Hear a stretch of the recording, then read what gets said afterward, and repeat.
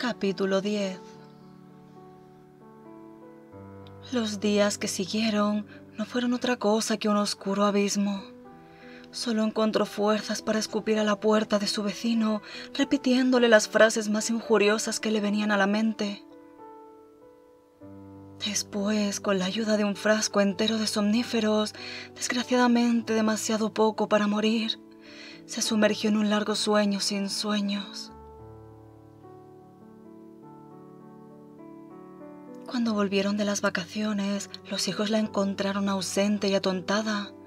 Repetía constantemente que le habían robado un papagayo llamado Luisito y discretamente pensaron en convocar a un amigo psiquiatra para que le diera una consulta. El diagnóstico más probable, comunicó el médico, era el de una ligera isquemia, una ausencia temporal de oxígeno en el cerebro que podía haber hecho resurgir de la memoria fantasías infantiles o, en el peor de los casos, provocar auténticos delirios. Cuando Anselma les mostró la mancha de yema de huevo en medio del puff, trataron de tranquilizarla, conviniendo en que estaba claro, a los papagayos les encanta hacer sus nidos en el terciopelo de los salones. Pasada una semana, Maximiliano apareció con una señorita de modales decididos, una amiga suya, según le dijo, pero su madre comprendió enseguida de que se trataba de una cuidadora y los echó gritando: «¡Iros al infierno!». Tomaba pastillas siempre, tanto de día como de noche. En un momento de lucidez, consultó al marido abogado de Bonomi. Debería poner un pleito, le sugirió él, un pleito por violación de los derechos humanos, también por los de los animales, naturalmente, por no hablar del daño biológico causado. Y necesitará un abogado de todas maneras, porque en cualquier caso tiene ya un proceso en curso. La idea de que pudiera hacer algo legalmente marcó un hito. Para recuperar a Luisito estaba dispuesta a afrontar cualquier batalla. Así, apenas el dolor se hizo menos agudo, fue a una agencia inmobiliaria que compraba propiedades y se informó sobre la posibilidad de vender su casa. La oferta que le hicieron iba más allá de sus expectativas. Con esa importante suma podía contratar al mejor abogado, escribir a todos los periódicos, llamar a todas las televisiones. La Anselma combativa, la que le dio el bofetón al chaval sin arrepentirse jamás, recomenzaba a vivir.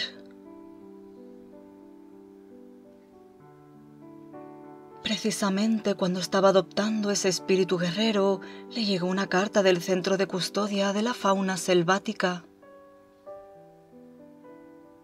Ese folio le comunicaba, con un lenguaje burocráticamente glacial, que era posible visitar una vez al mes los animales incautados. El centro se encontraba en plenos Apeninos y al día siguiente Anselma ya tenía el billete de tren.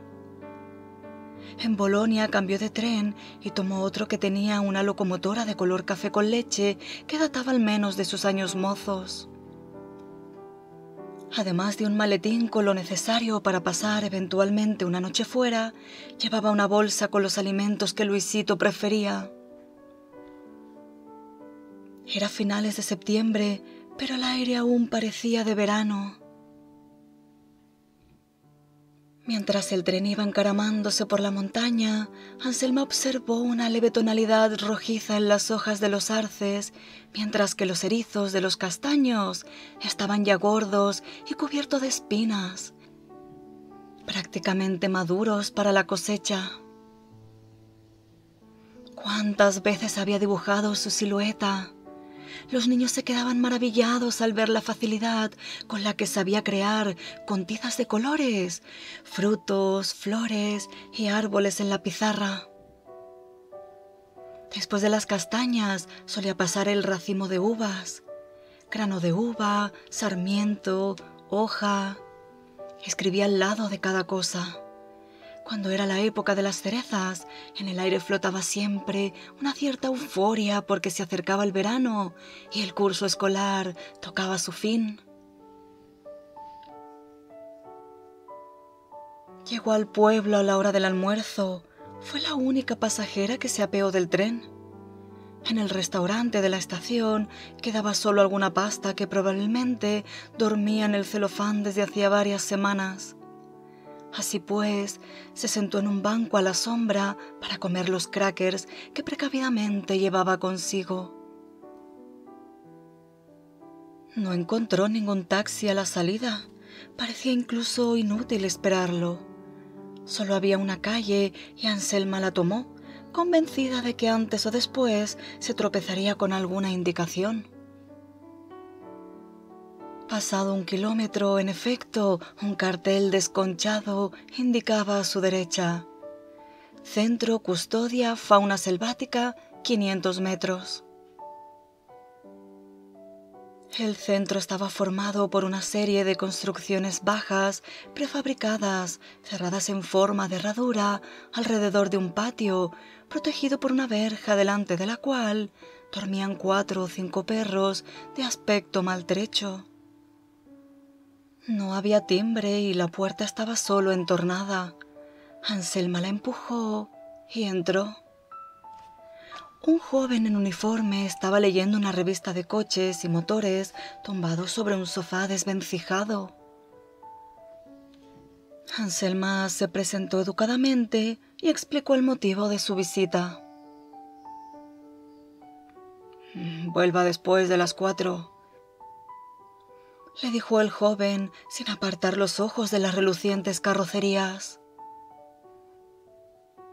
Anselma no cejó. Dijo que venía de Roma, que era mayor, diabética y cardiopática, y que si llegaba a pasar algo, había dejado instrucciones a sus hijos, ambos abogados, para que procedieran en su contra. En ese preciso momento entró una joven de uniforme, cubierta por un largo delantal amarillo, debajo del que asomaban unas botas de goma.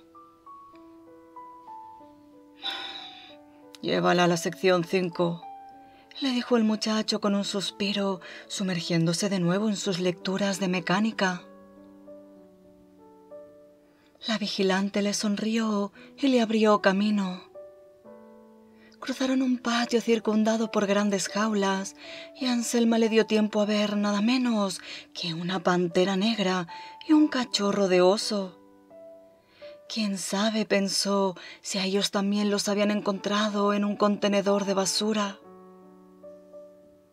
Después pasaron por una construcción prefabricada llena de terrarios en los que espantosas serpientes de todos los tamaños y de todos los colores se arrastraban amenazadoras lanzando la lengua. Algunas tenían al lado un ratón que temblaba como una hoja. Otras se veía por una protuberancia en sus cuerpos que se lo habían comido. Trastornada, Anselma apartó inmediatamente la mirada. Vio también las tortugas en grandes vasijas de agua al lado de recipientes de cristal que contenían arañas monstruosamente peludas. «¿Es usted la que se ocupa de ellos?», preguntó a la mujer. «Cuando es mi turno, sí». «¿Y no sueña nunca con ellos de noche?». Algunas veces», respondió riendo. Llegaron finalmente a la sección 5. La puerta estaba probablemente desencajada y costó trabajo abrirla. En cuanto entraron, les agredió un fuerte olor a excrementos. Todas eran aves, una treintena en total.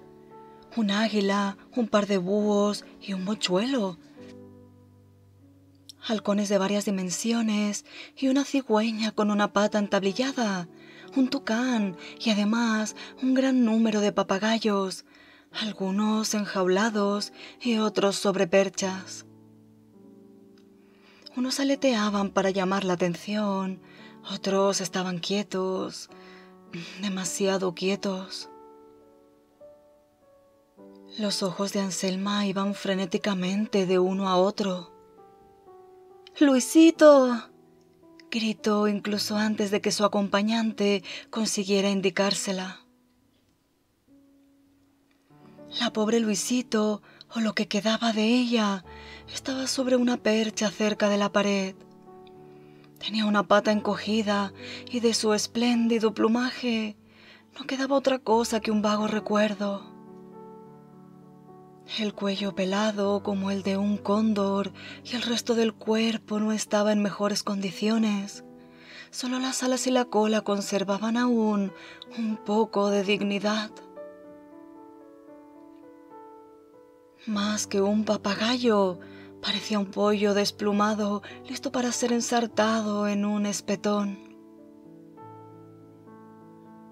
Viendo a Anselma, emitió solo un debilísimo crack. «¿Qué le habéis hecho?», gritó Anselma. La vigilante meneó la cabeza desconsolada. «Se lo ha hecho él solo. Les ocurre a casi todos los papagayos cuando llegan aquí. Se arrancan las plumas y se quedan desnudos». «Es porque están desesperados», protestó Anselma. «¿Quién sabe?», contestó su acompañante con una sonrisa desarmada. Con el corazón encogido por el dolor, Anselma sacó de la bolsa avellanas, trozos de plátano y de manzana y se los acercó. Pero Luisito no pareció mostrar demasiado interés. Los levantaba con la pata y después los dejaba caer al suelo. «Luisito, tesoro», le susurró dulcemente en el pequeño orificio que debía ser la oreja. El papagayo contestó con afectuosas picotadas en el dedo. «Tesoro», repitió Anselma. Luisito emitió un sonido similar a un suspiro y con un hilo de voz graznó: «Gracias». Anselma comprendió entonces que aquello era una despedida y que Luisito se estaba muriendo. «Mi papagayo está mal», protestó. «No se preocupe, los veterinarios lo están tratando. Tiene buenas esperanzas de curarlo». «El único tratamiento es el amor. Solo el amor cura», gritó Anselma, presa de una dolorosa indignación. La mujer la miró incómoda, encogiendo los hombros, como diciendo: «Lo sé, pero ¿qué puedo hacer?». En aquel momento entró en el cobertizo una niña con un cuaderno en la mano y una larga y rebelde melena pelirroja.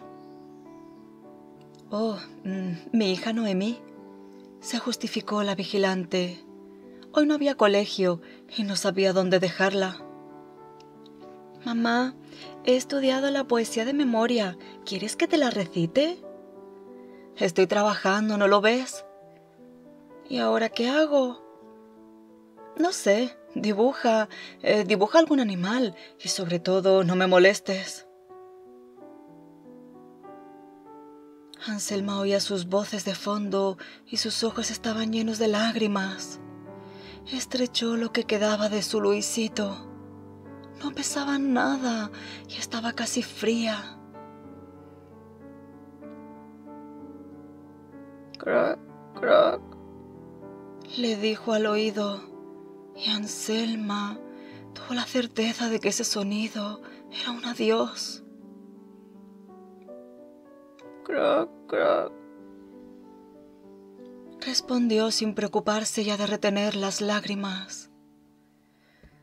«Croc, croc, tesoro», dijo apoyando la yema de su índice sobre el esternón desplumado, lugar en el que cada vez más débil latía el corazón. «Adiós, tesoro», balbuceó de nuevo y después salió corriendo sin mirar atrás.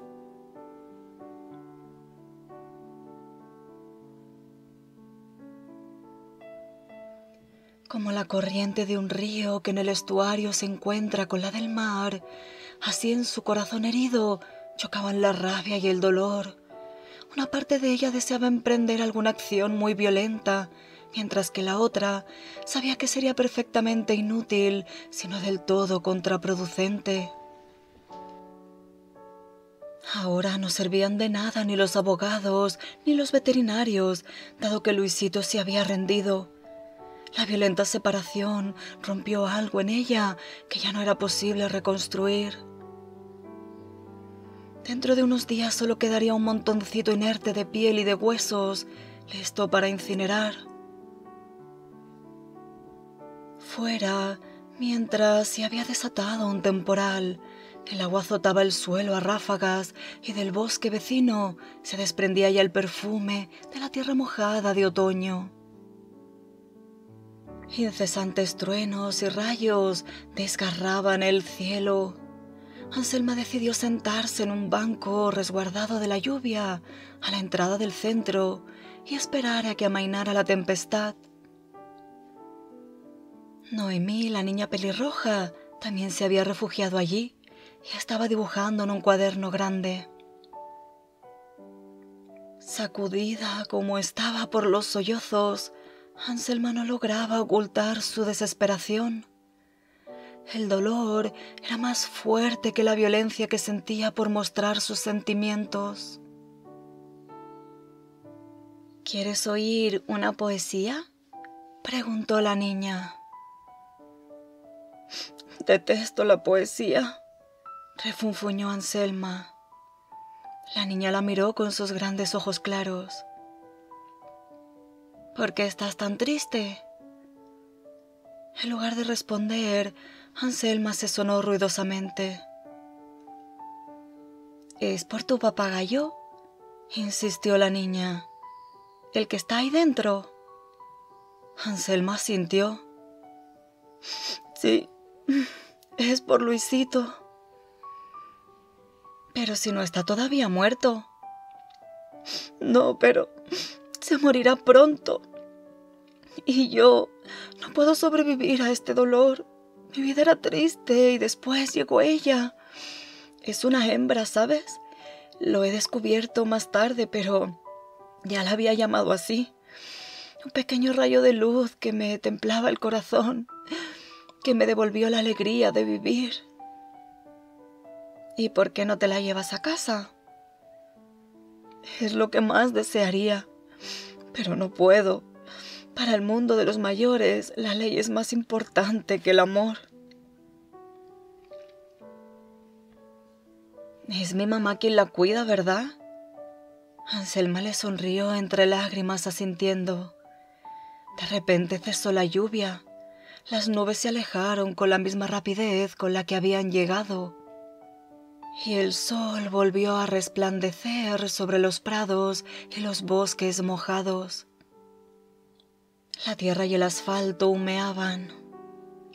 «Mira», exclamó la niña, «un arco iris, justo lo que estaba dibujando, mi preferido, un arco iris». Anselma se secó los ojos con un pañuelo. Así era, delante de ellas apareció un luminoso arco iris. Sus colores cruzaban el cielo de una parte a otra, resaltando sobre la oscuridad de las nubes. Anselma sintió que la pequeña mano de la niña buscaba la suya. Era fresca y delicada y a la vez llena de vitalidad. ¿Sabes que los arcoíris son mágicos? Si cierras los ojos y formulas un deseo, el deseo se cumple. Si lo hacemos las dos y el deseo es el mismo, se cumple todavía más.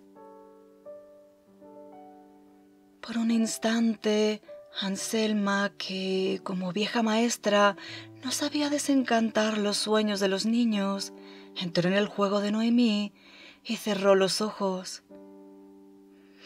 «Estoy lista», dijo. A la de 3 formulamos el deseo, de corazón.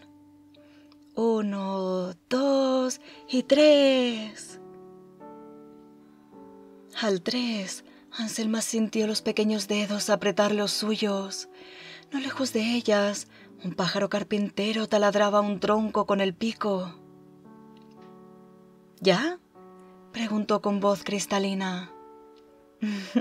Ya, respondió Anselma. Entonces podemos abrir los ojos. Noemi se desperezó sonriendo como si acabara de despertar de un sueño profundo. Anselma no necesitó mirarse en el espejito que llevaba en el bolso para darse cuenta de su estado. Debía de tener los ojos rojos e hinchados y la nariz seguía moqueando de manera molesta.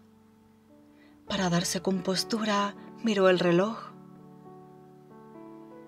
Es tarde, dijo con una voz que se rompía de nuevo. No quiero perder el tren. ¿De verdad que tienes que marcharte?, preguntó Noemi. Sí. Entonces toma mi dibujo con el arco iris, te lo regalo. Anselma cogió el folio y lo dobló con cuidado antes de meterlo en el bolso. Adiós, le dijo. Adiós, respondió la niña. Y recuerda, hay que tener esperanza. Al final del camino siempre hay un tesoro.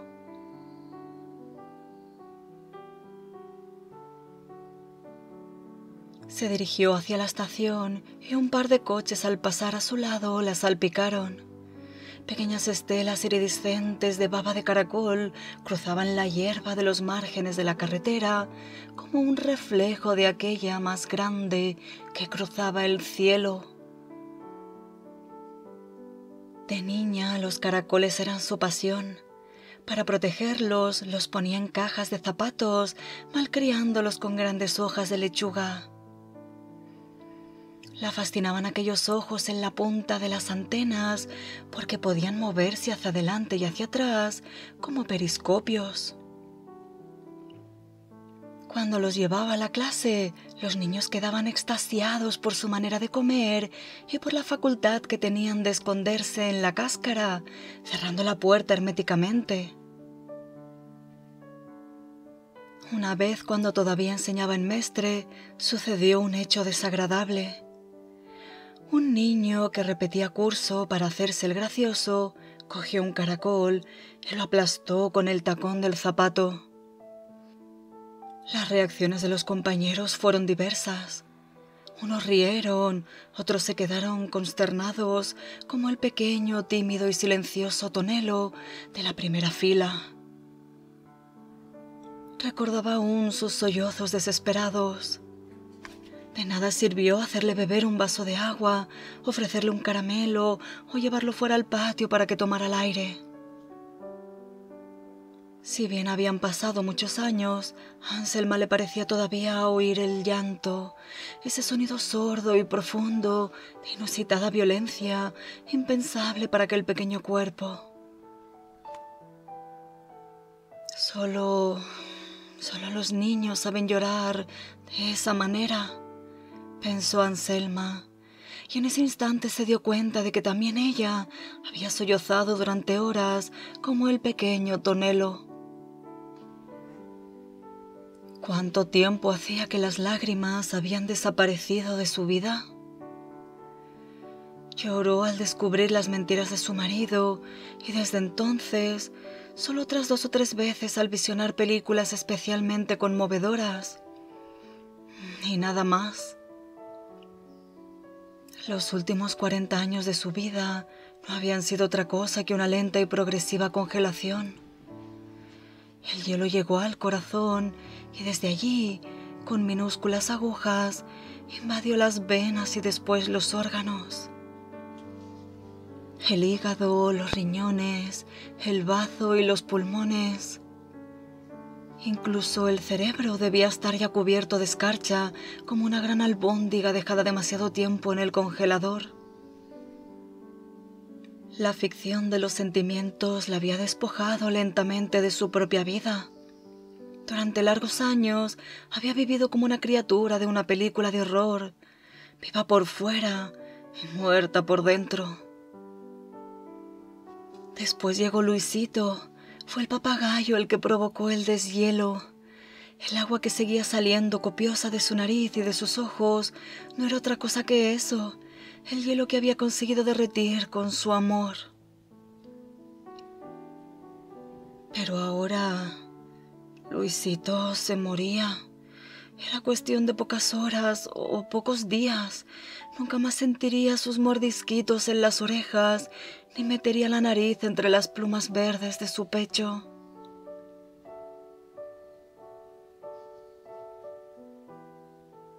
Llegó a la estación media hora antes del tren interregional que la llevaría de vuelta a Bolonia.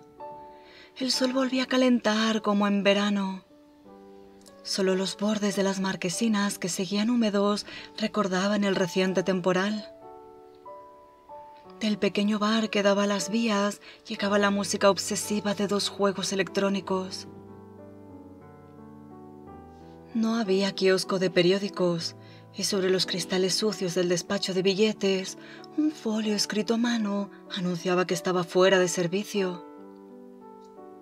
Al lado, una máquina novísima proclamaba incitante: «Escoge tu lengua», mientras mostraba en la pantalla luminosa diversas banderas para pulsar. Timbró mecánicamente el billete de regreso, pero se dio cuenta al instante de lo absurdo de su gesto. ¿Qué sentido tenía volver a casa, abrir la puerta y encontrarla vacía? Ver la percha que seguía allí, y las redes en las ventanas, y los cacahuetes en un bote hermético para que no se reblandecieran. ¿Cómo podría vivir en una casa donde la esperaban como únicas y fieles compañeras la amargura y la depresión? Al final conseguirían endosarle una cuidadora y así pasaría su tiempo entre una sopita de sobre y una vuelta por el edificio cogida de un brazo desconocido para satisfacción de sus hijos que finalmente se sentirían tranquilos. No acabaría sus días así.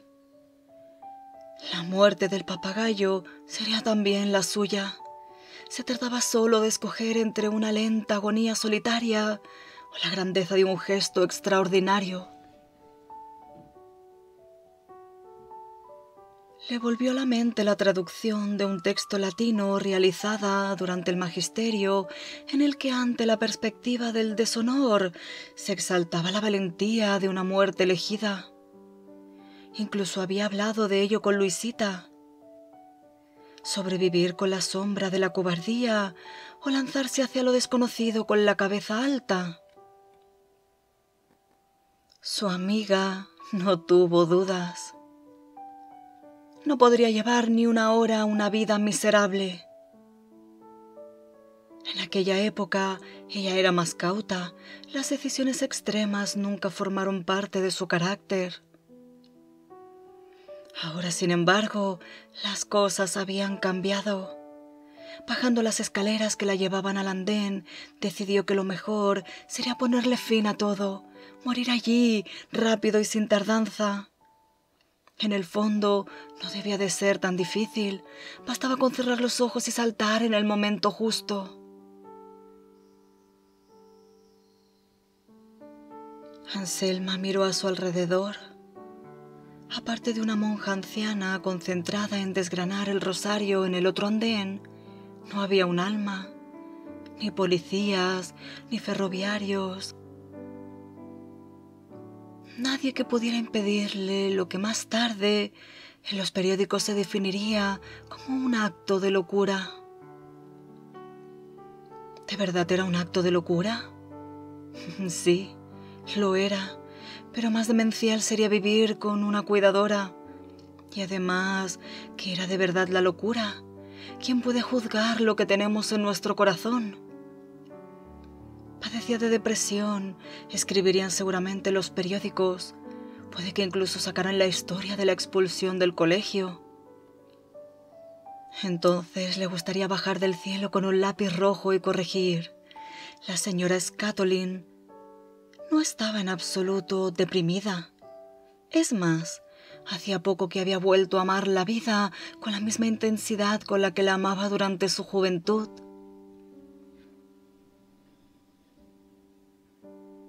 Justo cuando su vida había adquirido nuevamente sentido, ese sentido se hizo trizas. ¿Existía alguna razón en todo esto?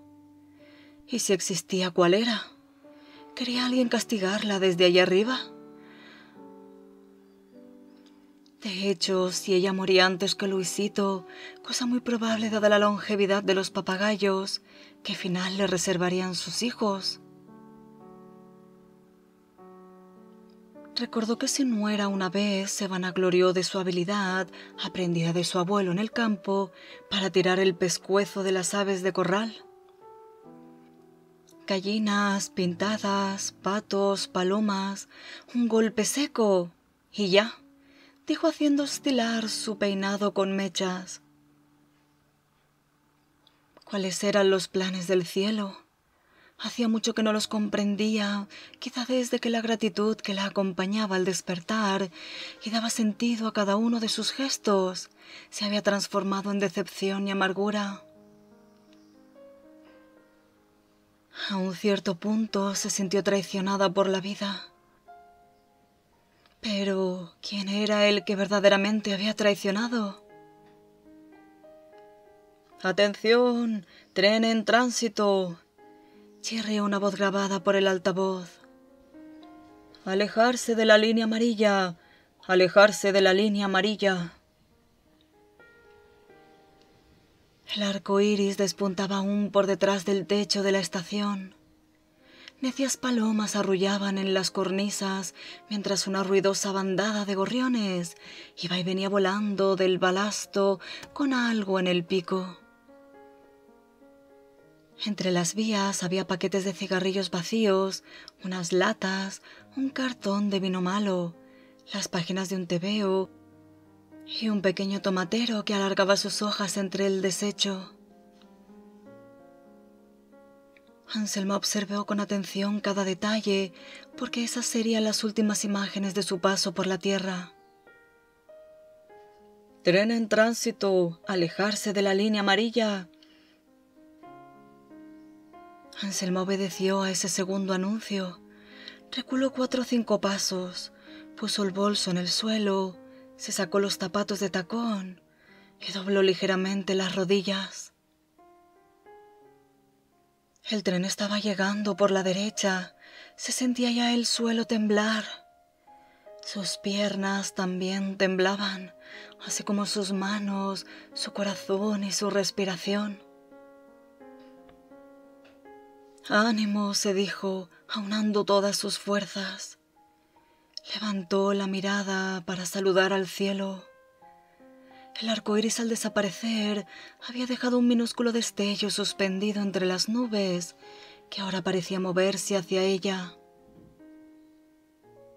«¿Será posible?», se preguntó Anselma mientras se erguía. En ese preciso instante, el tren le pasó por delante a toda velocidad, haciendo revolotear su vestido y despeinando sus cabellos. Desapareció el último vagón al final de las vías, volvió el silencio. Anselma se puso de puntillas y gritó mirando al cielo: «¿Crack? «Crack, crack», respondió el destello que se avecinaba. Anselma entonces unió las manos en señal de agradecimiento y después abrió los brazos para acogerla. El aterrizaje fue más bien brusco. «Crack, crack», le susurró Luisito al oído con la intimidad de siempre. «Crack, crack», respondió Anselma hundiendo la nariz en su desnudo esternón, mientras las lágrimas le bañaban el rostro de nuevo.